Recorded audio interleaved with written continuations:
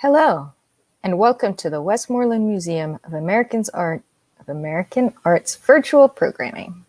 I am Mona Wiley, the Public Programs Manager for the museum. I'm very excited to be your host for the evening. Thank you for joining one of the many artist talks focusing on the Diversity Billboard Art Project, where you will hear from Edith Abeyta and Fran Flaherty, two of the artists involved in the project. The Diversity Billboard Art Project is a public art campaign that will display 10 new works of art by 10 local artists throughout Westmoreland County. The first of the billboards went up on Monday, October 5th. The artworks are installed on specific billboards along routes 22, 30, 31, 51, 56, 119, 217, and I-76, and will be on view at each location for 12 to 24 weeks. The project is generously funded by the Heinz Endowment Just Arts Program, an initiative that supports artists, organizations, and communities who harness the power of the arts to respond to social issues affecting the Pittsburgh region and beyond. The idea of billboards to spread a positive message through art was conceived by the Westmoreland Diversity Coalition's co-founder and Board of Trustees co-chair Carlotta Page, who developed the grant and proposal in partnership with the Westmoreland Museum of American Art. Each artist was commissioned to create an original artwork inspired by the theme, "Make Our Differences Our Strengths," that visually conveys how diversity and inclusion can make Westmoreland County communities stronger.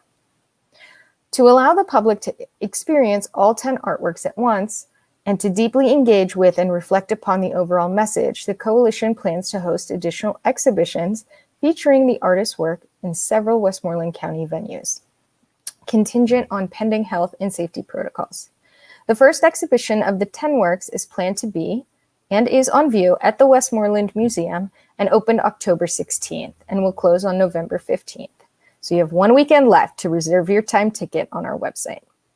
For more information on the project, billboard locations, and exhibition schedules, please visit MakeOurDifferencesOurStrengths.com or on Facebook at Make Our Differences Our Strengths. So before we get started and we get the conversation going, I would like to introduce you to Sheila Cuellar-Shaffer, the lead artist on the Billboard project, who will serve as our lovely moderator for this evening's event. Thank you so much, Mona. You're Hello, welcome. everyone. Thank you for being here with us. Thank you, Mona. Hello, everyone. Thank you for being here with us. As Mona said, my name is Sheila Cuellar-Shaffer. I am the lead artist of the Billboard Art Project. This is a traveling exhibition and a Billboard art campaign happening right now in Westmoreland County. We are here today with two of the artists. These wonderful artists are Fran Flaherty and Edith Abeyta. Can we see the Edith's image? Hello. Okay. Hi. Okay. Edith's project is Blind is More, and she works with the silhouettes of people from the blind community in Westmoreland County to give them voice, through this project. And Fran Flaherty,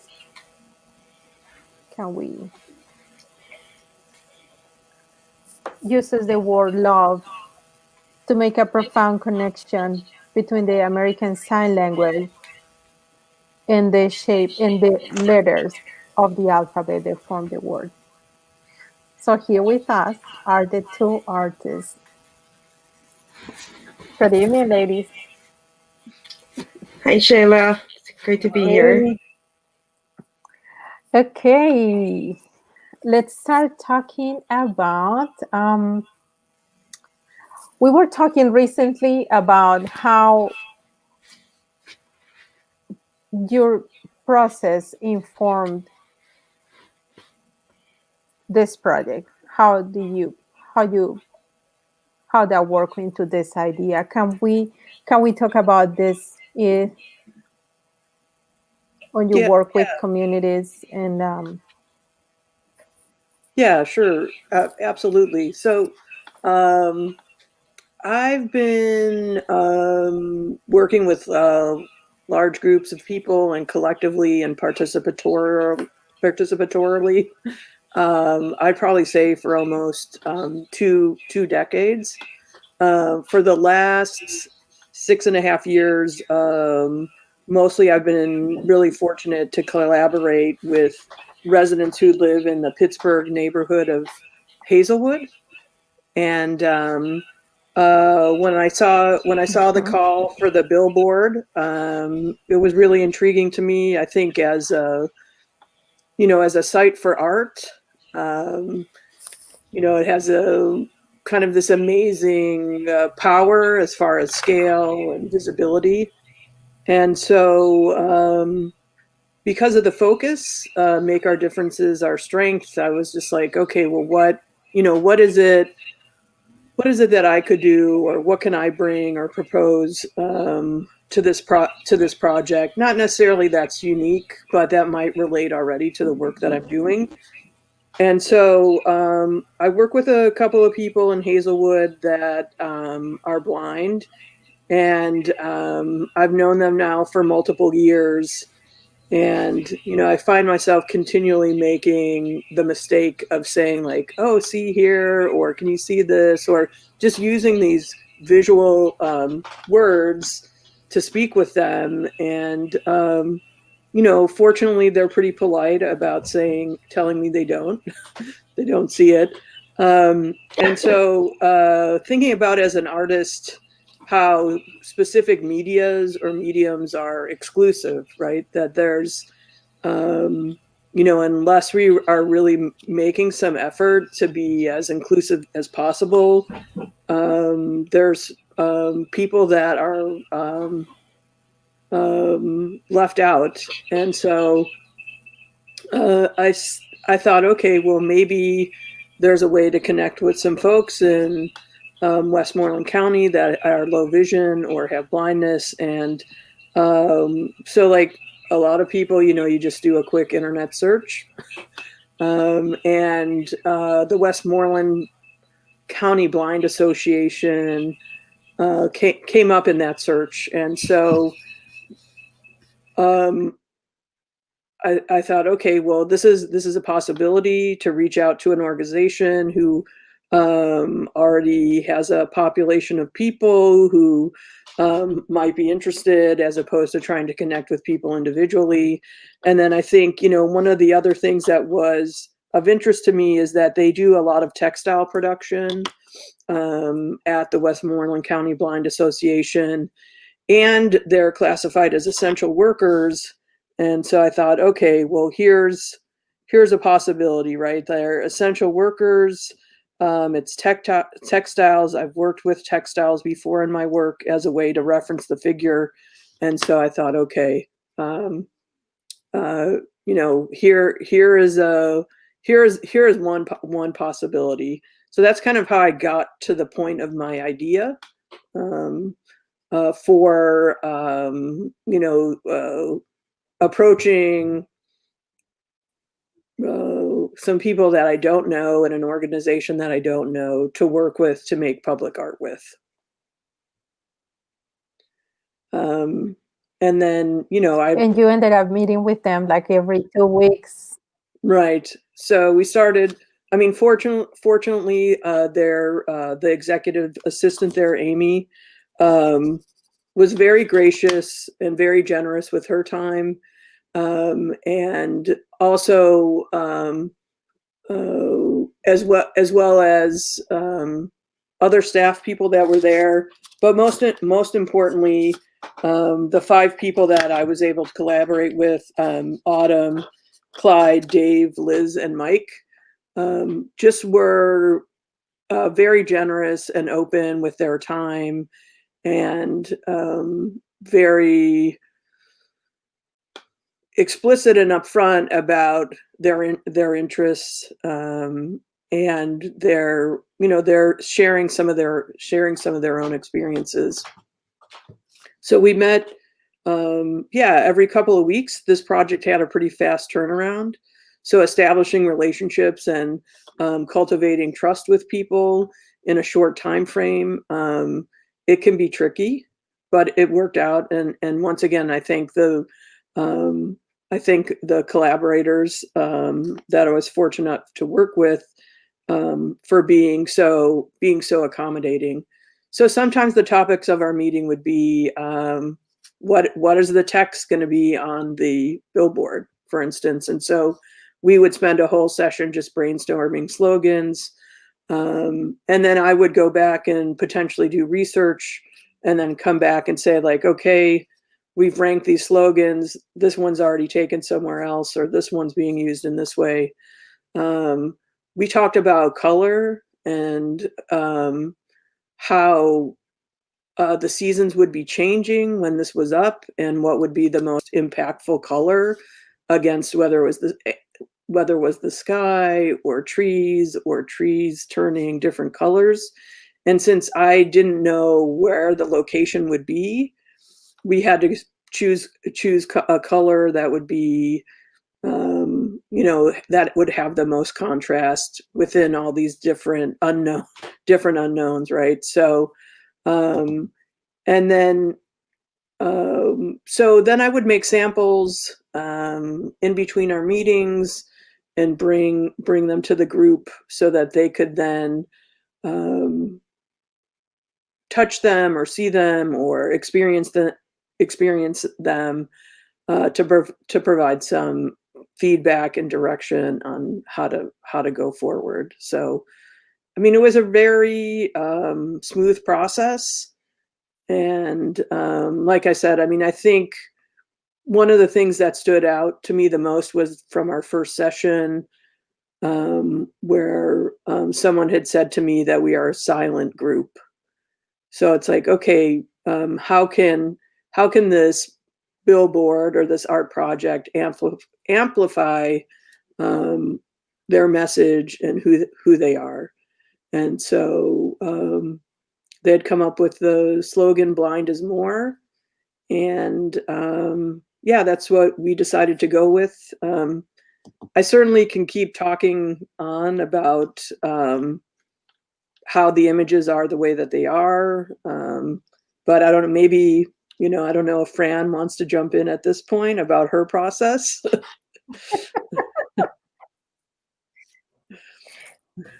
Thanks, I'm Edith. just amazed to see. I'm just amazed to see how not only how open they were, but how deeply involved they were in the entire process. I think is unbelievable. Yeah, I mean, I think that I don't know if all the stars aligned, or, or if, I mean, or if, yeah, I mean, I can't explain why it worked so successfully. Okay. I can. No, I am in awe of Edith and her process, really, because to be a community leader and an artist over 2 decades, it's not an easy task. And actually, one of the most difficult things for artists is to get that community participation, because community participation requires a trust, an inherent trust for the artist, for the lead artist leading the project. And in order to do that, you need to have like a sweet face and personality like Edith does. Oh, okay. Yeah, I don't. Well, that's very nice of you to say, Fran. These are not paid compliments here. Yeah, I usually see myself as kind of grumpy and surly, so I appreciate that you have a different perspective of who I am. Complete fail on that, Edith. You're not grumpy. You totally failed in that, but you did succeed with getting community people together. And I'm really amazed at artists who can do that, because it's not an easy task. And also for the objective of creating a public sourced project, like what you did with the billboard. I thought it was great. I mean, I connect with all the people that are on the billboard. I've only heard about them by name, and still I think about them when I do see the billboard, or when I was at the museum looking at your piece, looking at your installation. I really made a connection, going, one of these people is Clyde. Yeah. So And yeah, one is good, good. So yeah, I think, you know, part of it is listening, right? Or paying attention, or stepping back. I mean, I think all the things that people kind of generally say when you're working in a community, it's definitely is good to do. I mean, we had a very specific task, and we really stayed on target, which I thought was, you know, I think the structure of their workplace, and also there just wasn't time to kind of like meander or noodle around too much. Like, we had to get in there, get to work, do what we had to do.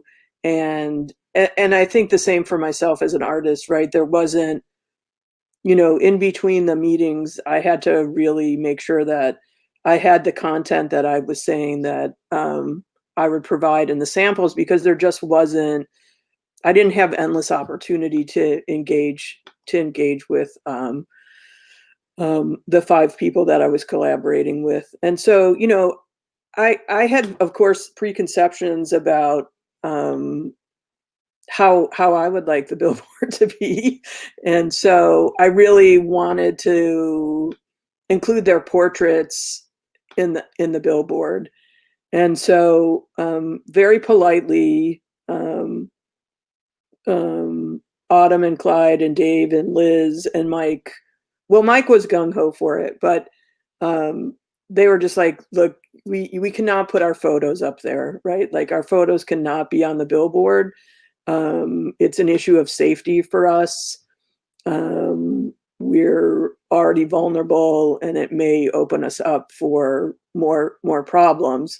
And so I thought, okay, you know, how can we, like, is there ways to still reference the portrait or the figure and who they are, without disclosing in a really explicit way. And so I started by asking them for clothing items and clothing objects, and then from there just talked about the possibility of silhouettes. And so using the silhouette to reference who they are, and we used photography. So we had a session where it was just a portrait session, and practiced a lot of different poses, and poses that they determined themselves, and poses that other members of the group suggested to each other. And so the poses that you see here, it's like, here I'm saying this word again, but the poses that are represented here are like one of maybe 35 or 40 poses. And the texture that you see is because it's from their clothing, right? So the portraits, the surface is an item of clothing that they allowed me to use. And then we have this really like bright painterly surface on the background. And part of this, like the formal discussion of it, would be to counter this very heavily computerized design that we see all the time. So I think this billboard is what, like 48 feet long? Is that right, Shayla? I think it's really long. Like 12 feet by 48 feet or something like that. So, you know, as an artist, I was like, what? I think it's 14 by 48. Okay, 14 by 48 feet. So as an artist, I was like, what is it? 14 by 48. Yeah, what is it? What would it look like to have these brush strokes that are, you know, 4 feet tall by whatever, 6 feet or something in the sky? And so, you Yeah, I mean, those are formal considerations that I had. I'm not a painter, so, but using painting, right, or referencing painting as a way to reference art in general, or art making in general. So. Thank you, Edith. Sure. Okay, Fran. I would like to know, I know we talked about the connection between the word, like the letters of the alphabet and the American Sign Language on the word love and the meaning of that, especially during this time that society is so divided. Can you tell us a little more about it? You need to unmute yourself. Unmute. Got it. Thank you. Sorry, I forgot about that. Yeah, no, my work has always, I'm a Gemini, okay? So I'm always like taking two things and two different sides of two perspectives of ideas and trying to find the middle ground or find an intersection between that with most of my work. And being deaf, growing up hearing, and now having wearing 2 hearing aids because I can't wear 3. See, I always wait for the laughter on this one. Edith, come on, girl. Have a little bit of guffawing there. Oh, wait, are you muted? Okay, so Yeah, I'm muted myself, thank yeah. you. Thank you. So that's my thing. It's just a little bit of disability awareness that you know, I'm making deaf jokes here. And that's okay. And that's okay, because that's part of who I am. But yeah, so I'm a hearing aid user now. And I'm very much in participatory or part of the deaf community here in Pittsburgh and in the United States. And always finding myself living in either a hearing world or in a deaf world. And so to me, it's a constant state of duality. My family does not sign, but all of my coworkers only sign, speak English. Most of my coworkers, I should say. So for me, it was, how do I get these two different perspectives into one image, which is the billboard? Yeah, and so I wanted it to be a simple image. I wanted it to have a simple message. And the history of this whole love thing was, I was doing a project once with my students at the Western Pennsylvania School for the Deaf. And we were doing this sort of intersection of perspectives. And so I made this sort of Robert Indiana-ish, copying from him, this love sculpture idea that I've drawn and things like that. And in the last Three Rivers Arts Festival, there was a project called Compass Roses, where we were asked to create maps of Pittsburgh. And this is what you see here up here. In the middle image is an old Pittsburgh map, which I redid, and if you can see in it, there's like these little markers around them in the different places of Pittsburgh. These places are marked by stories of people who had experienced love at some point in Pittsburgh. And so this map was put up on the website. You can go to compassroses.art, I think, or .org. I'm not sure. One of those .art, .net, whatever. It's compassroses .something. And you can download the map. Yeah, you can download the map. So each of these places are places where there's a story. So, for example, this one here, the image on the left is the Pittsburgh Athletic Association, which used to be the old Syrian mosque in Oakland. And what I did, I put 3D printed sculptures of the love sculptures in those places for the Three Rivers Arts Festival. Now, remember, we were in quarantine at that time. We were in lockdown. And so people were not going out. And what I did was I offered these little sculptures. I said, if you can go out there, if you want to walk around Pittsburgh and it's a sunny day, go ahead, go out there. Here's the map. This is where these things are. And whomever finds the sculptures are yours. And each of these places had a corresponding story of how a person found love in that area. So, for example, this one, this in the old Syria Mosque is a dear friend of mine who had gone to Carnegie Mellon in the 60s, would say she used to go to the Syria Mosque and listen, music or concerts and things like that. So I had put it there, and now it's a construction site right now. So it was just there, and there's me trying to put it up. I'm not very tall, so it was really difficult putting this one up. But this is the Billboard project then became a derivative of this, because I felt that the message, I had all of the sculptures were taken within the first 2 or 3 days. In other words, people went out around Pittsburgh, tried to find them and claimed it as their own. And actually I asked them to post it on Instagram or Facebook, and most of them did. So it was a really fulfilling experience, and a lot of them loved the message of love. And at the time of COVID, I felt that it's really important to remind ourselves of that. And so with the Billboard project, I wanted to do something that both addressed the hearing and the deaf community, the intersection at that, and also the very simple message of a reminder of what we need at this time of uncertainty and stress.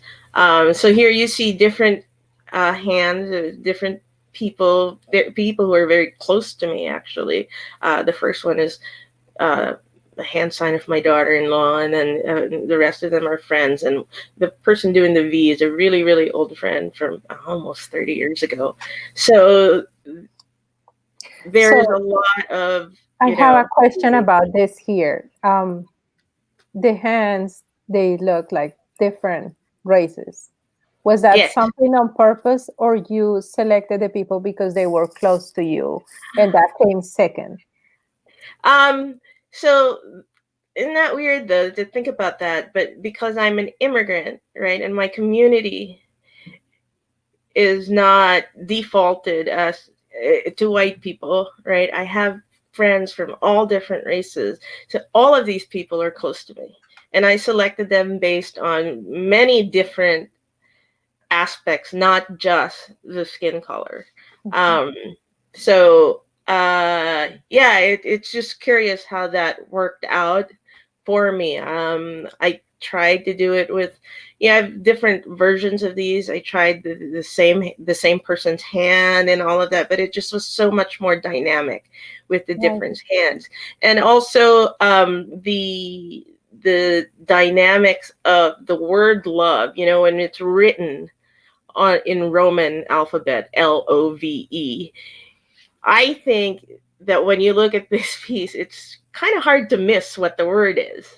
And so there's this instant communication of someone looking at a word from a different perspective right away. It's like, okay, this is not the letter LOVE. This is a hand sign, an American Sign Language in LOVE. So for me, right there's an instant connection between somebody who reads, Roman alphabet and somebody who is an ASL signer speaker. And the actions in the word love, if you can just imagine one person changing the figures as our wonderful interpreter is doing, you can see how active sign language is. Yeah. This is also a metaphor for the word love, on how love is an action. So to engage in this billboard is to engage in many things. One is to engage in the differences of two cultures, two languages already, Two is to engage in different cultures of different people, representing the different hands, the hands representing the different types of people. And three, to engage in action of love. And so for me, that as a billboard, that was an important piece to it. So yeah, I know maybe I put way too much meaning in it. Oh no, I love that. I love the love. But listen. and that's the other funny thing is that we use the word love so randomly almost. It's so ubiquitous. So yeah, this is just a great reminder. But also the piece in the museum is also different than this in that it's a sculpture. I just saw a note from Mona that says we have a question. Shall we engage? Okay. Okay, comments. So the question is, would you speak about the choice of the nails? That's exactly what I was gonna ask. And they are, but yeah, I want you to talk about that, and not only well, we talked about this before, but I also want to know if I know you wanted to do the nails, but I want to know how involved they were in the decision making. Like, did your models, did they choose how their nails were going to be, everything? So the nails came afterwards, after I submitted the initial proposal. And I had arranged everything, the love in, LOVE, in just regular plain hands. It looked really sterile. We have this idea of disability or people who are deaf or people who are blind, with just sort of like, this other, that we're vulnerable, we needed to be taken care of, everything has to be kind of simple for us, or very sterile looking, and that's just not the truth. I mean, people who are deaf are crazy and exciting and have different forms of expressing themselves. We're typical, just like any other human being. And yeah, some of us love having nails. And there's that other connection of the nails, is that there's a really important subculture of nail art right now, which is kind of a marginalized culture that exists not just in the United States, but all over the world. It's become a symbol of lots of things. It's become a symbol of power for women. It's also become a symbol of women helping other women. It's also become a symbol of, again, cultures intersecting. And so the story of these nails is that I called up my friends and I said, you guys want to be in this project? And they were like, yeah, sure. And I said, okay, but you got to get your nails done. And they're like, what? And most of them have never gotten their nails done like this. So they're like, what do we do? Where do we go? And so we did the research, and there's this beautiful little nail shop in the South Side that I sent all of them to. And I said, go to town, do whatever you want with the nails, and then come back and we'll do the photo session. And so this is what came out of it. And the interesting is none of them went in with anything specific.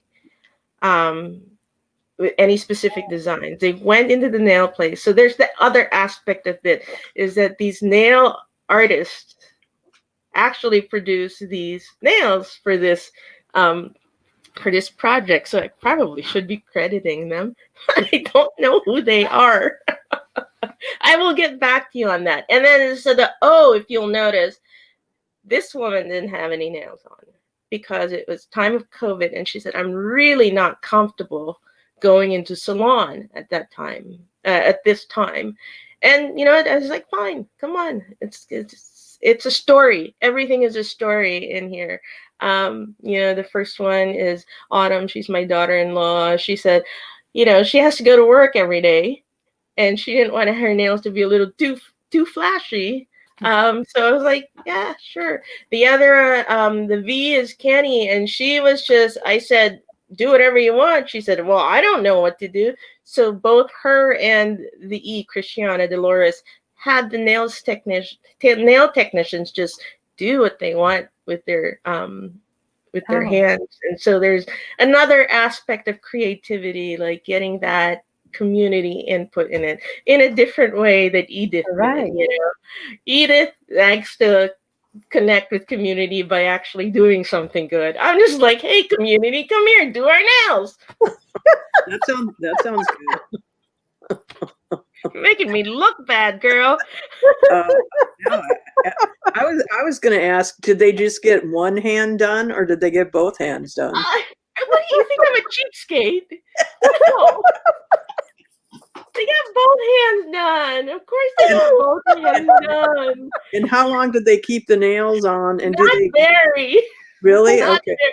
A lot of them lost their nails. Christiana actually, after that, she's like, I gotta cut them down. Like, because hers were called, and then this, again, that whole subculture of nails, I found out, they have names for all of these. For example, Christiana's really sharp ones, they're called stilettos. Those style of nails are called stilettos. I'm like, of course they're called stilettos. Look at them. Actually, they should be called daggers or something. I mean, they were like. And then Kenny's, the square ones were called coffins. Oh, okay. Really? Coffins? That's where we went with the square ones. All right. Yeah.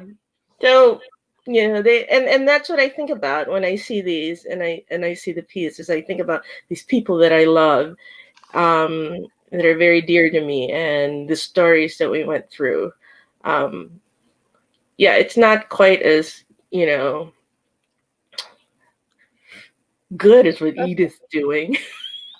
Hey, okay. I have another question for both of you. Could I ask Fran one more question, Shayla? Sure, of course.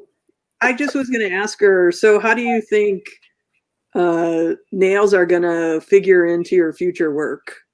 Yeah. Like that. Yeah, like that. No, I don't know. I've thought about it a lot. And actually, if somebody wants to give me a grant out there, I would love to do some nail art with local people. Somebody want to make really big nails with me? I'm just in awe of the aesthetic of it too. And the commitment that these nail technicians have with doing these little tiny things. They work on them for hours, and then people just walk away with their art. You know, for them, it's ephemeral. I mean, and I guess for people using the nails too, it's ephemeral because they fall off and things like that. The other interesting thing that I really like about this art project, sending my my models to get their nails done, is the decision to have the lack of mobility in your hands. Right? You know, some of them, did you see Kenny's? Her nails were massive. Because and your life totally changes with that. I mean, yes, you really have to think twice what you're gonna be able to do. I said, how do you even think your phone? Like, how do you? She's like, she has to do it with her knuckle. And so I thought that was a really interesting way of looking at disability as well. Mm-hmm. Like how people decide to add to their, you know, lifestyle and have to change their lifestyle for something like nails. You know, this is something that you choose to have. You choose to have long nails. You know, you're not going to be able to use your fingers as well. So I thought that it tied in well also with the ASL aspect of the billboard. And I think that's conversation that we can have about your billboard as well, with your Blind as More billboard, is that notion of abilities or disabilities, right? Where do we draw the line between somebody who is abled and disabled? is somebody without fingers disabled, but somebody who chooses to have long nails like that, stilettos, and you can't touch your phone and you can't like use scissors or write things, is that person then disabled? So there's all these questions, you know, and I probably just throwing out more questions than answering. And that's by choice. Okay, and thinking about both of your projects, you two decided to do additional pieces to go into the exhibition. And why was that? Why do you think that represent another aspect of the project? Why did you decide to do like you did your installation, like your sculptures, and you did the hands? Yeah, I mean, I Who would wants say to for answer myself, first? I mean, generally, but not always, I generally work more 3D with objects and less 2D. So I have to say, working on the billboard, it is, you know, presented me with my own challenges about my own practice, right, and my own level of confidence. But I also wanted to have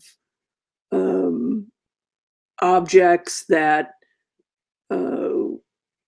were dimensional, that someone could actually touch. So they're fabric-based silhouettes, based on the same poses that are in the billboard. The clothing is different, because I didn't want to cut up Autumn and Clyde and Dave and Liz. I didn't want to, and Mike's clothing, because I didn't ask them to give me their clothing so that I could cut it up. So what I did was I tried to find garments that were similar to the garments that they had given me to use for the billboard. And so, yeah, I mean, I generally work in a really precarious way, and things sort of being delicate and sort of barely structurally sound. And but I still wanted to have these objects that someone could come in and they could get an impression of what the references were in the billboard, right? And so you know, one of the suggestions that my collaborators made is that there is motion sensitive audio components, and that was also as a way to have descriptors for artworks. And you know, I mean, I have to say that there's, you know, one of the things, of course, that pointed out to me is that, and you know, Fran and I have talked about this too, is that there's right, the body and one's ability is a spectrum.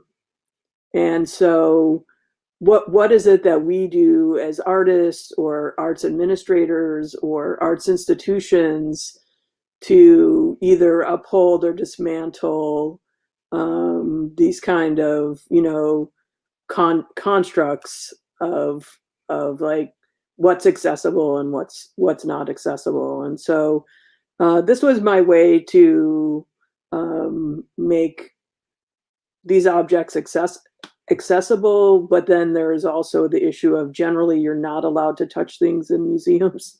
So there's a lot of things that are happening and that are going on, and that I think, you know, this particular project and meeting Shayla, meeting you, and meeting Fran and having multiple conversations, you know, have really brought to the forefront and informed, you know, possible future decisions that I make or requests that I put in. So that's probably a long answer to your question, but there's lots of reasons, but accessibility was one of them. Yeah.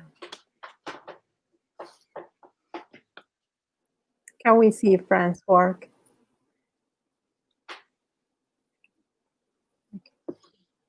So this is this is your sculpture for the exhibition. So can you tell me a little bit about this? Because it was like you started with the photographs. Yeah. So I was talking and I was muted. So. Oh. Hey, someone has a question okay. for Edith. I'm not muted anymore, am I? We have a question for Edith. Edith. Edith, how have you come to work with cloth and garments? It seems to be a recurring material in your installations.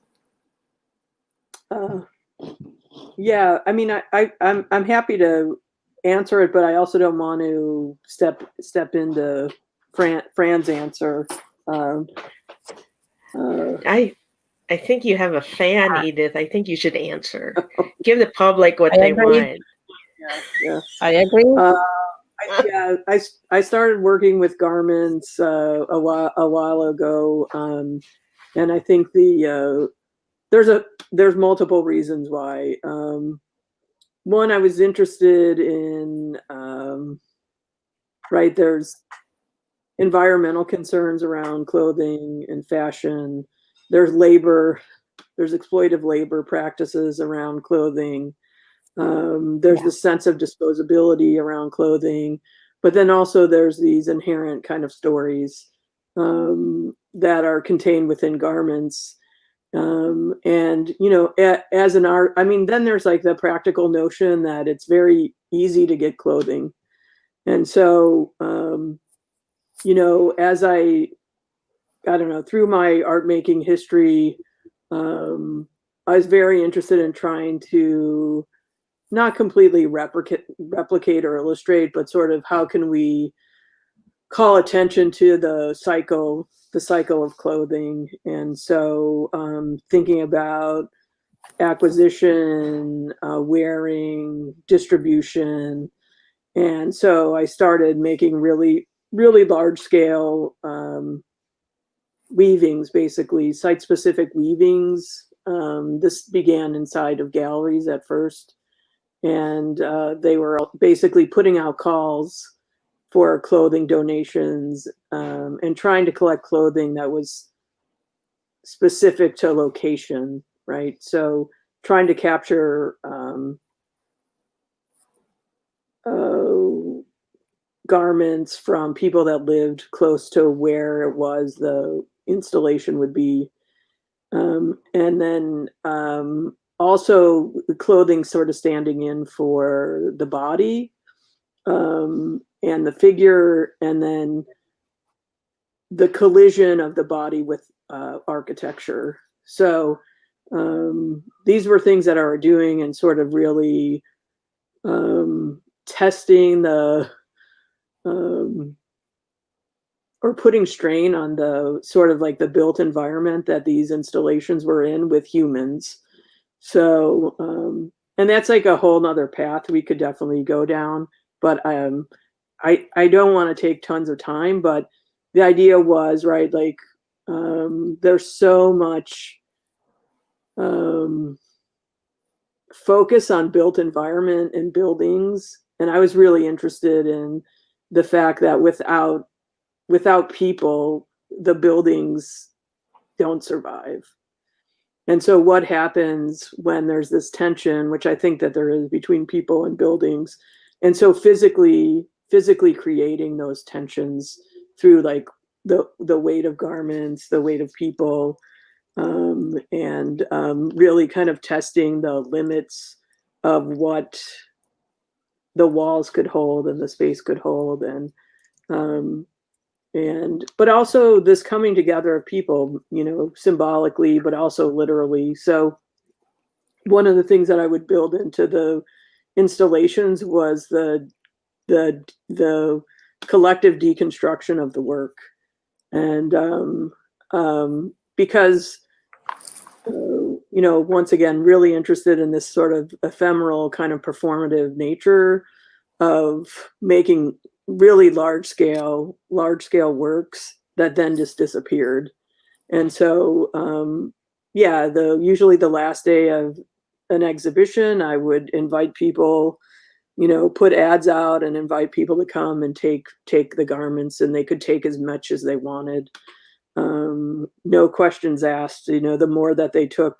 So when you're collecting like thousands and thousands of pieces of clothing to do these things, you're just like, please, yes, take it away. So, and we can reference like rag houses and used clothing shop. I mean, there's just so much to talk about around clothing, and so I think it's just this really rich, super rich material. Yeah. I have a question. I have a question for Edith. Okay. So when you ask people, I'm hearing an echo for myself. You sound Oh, no, okay. is that what's happening? You sound great to me. How's that? Really? Yeah. So it's just me. Okay. So when you ask people to come and take clothing, at the end of an exhibition, do they disassemble it themselves? Like, Yes. your piece still up and they go in, so they actually become part of the performance of the dismantling of the art piece.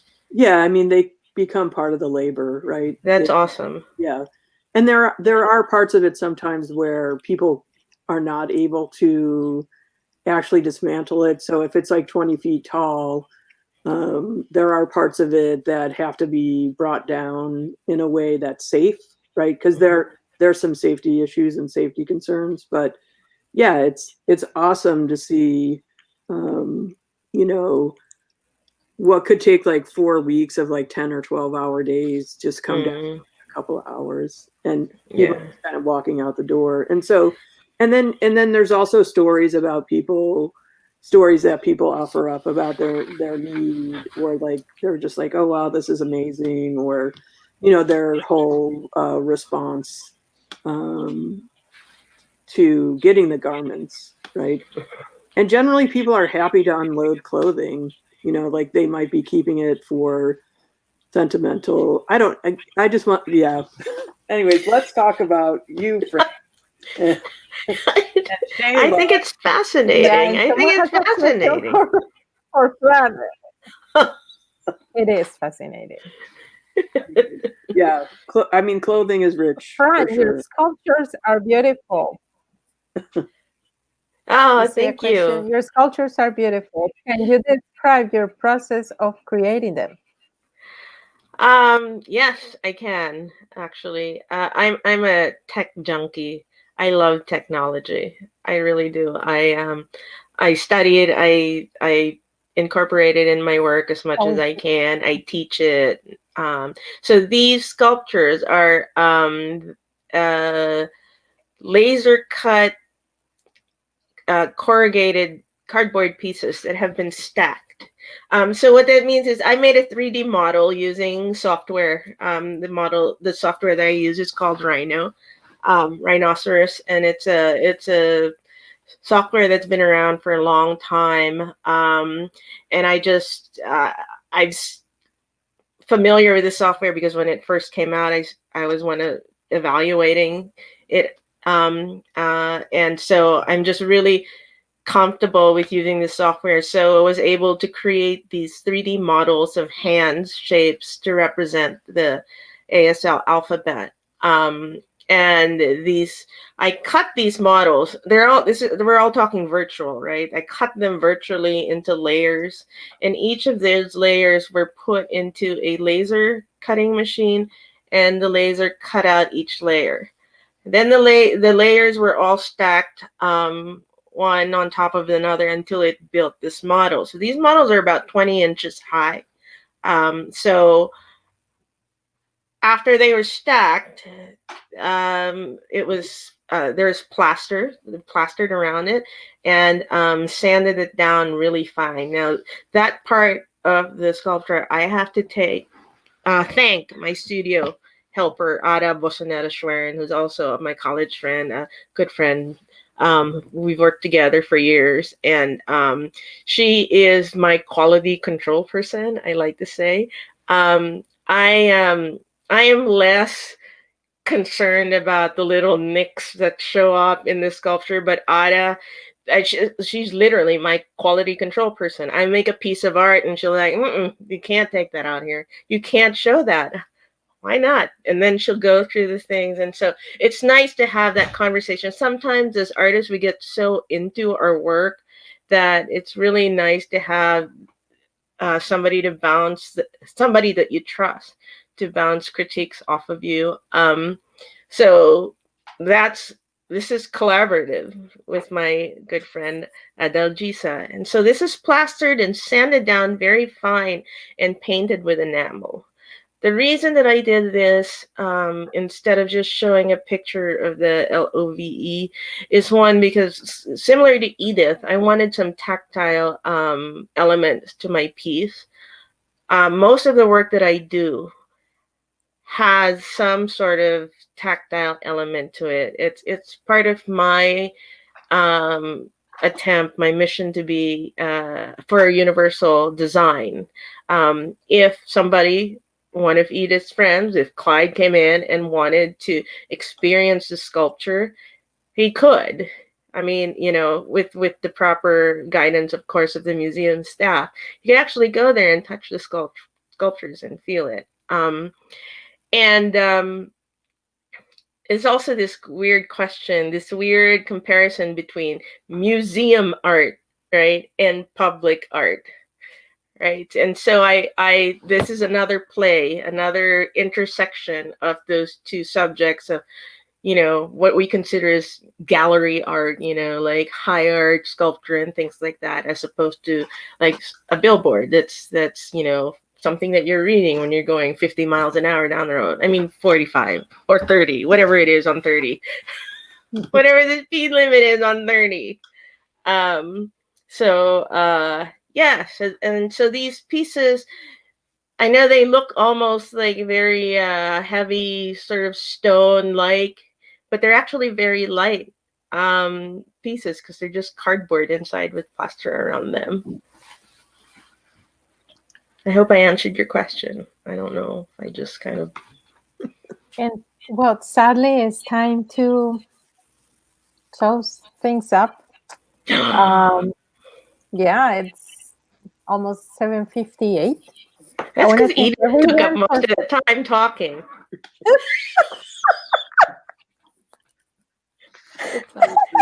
It's cool.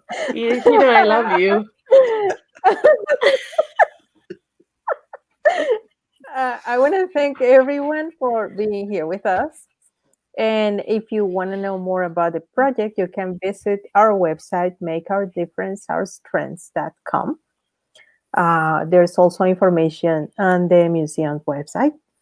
And now Mona is going to join us. Thank you, everyone.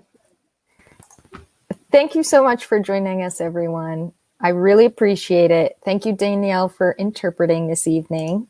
And I wanted to take a moment and thank everyone for viewing. And please check back with the museum's website. We have a lot of virtual programming listed there. So the westmoreland.org/events for more details and links to register. Thank you and have a great night.